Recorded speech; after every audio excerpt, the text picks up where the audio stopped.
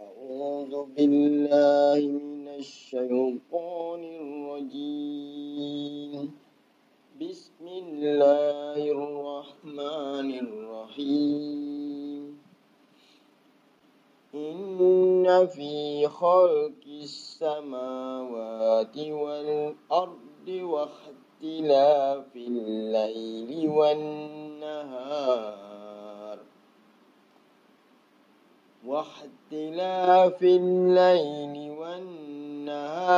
والفلك التي تجري في البحر بما ينفع الناس وما أنزل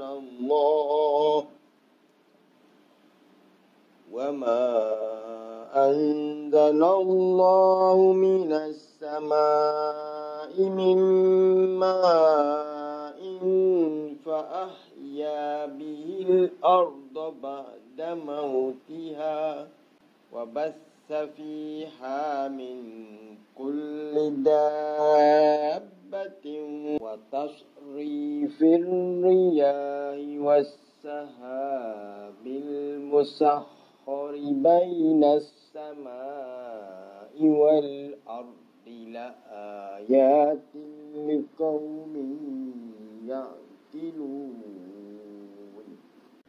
ومن الناس من يتخذ من دون الله أندادا يحبونهم كحب الله والذين آمنوا أشد حبا لله ولو يرى الذين ظلموا إذ يرون العذاب أن القوة لله جميعا وأن الله شديد العذاب.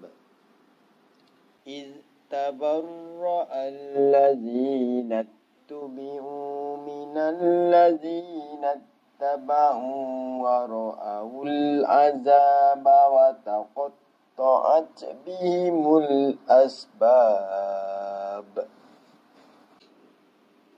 وقال الذين اتبعوا لو أن لنا كرة فنتبرأ منهم كما تبرؤوا منا كذلك يريهم الله أعمالهم حسرات عليهم وما هم بخارجين من النار.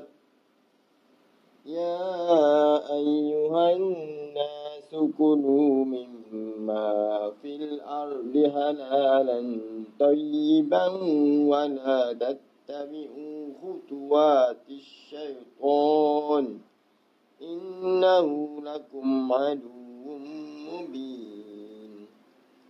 إنما يأمركم بالسوء والفحشاء وأن تقولوا على الله ما لا تعلمون. صدق الله العظيم.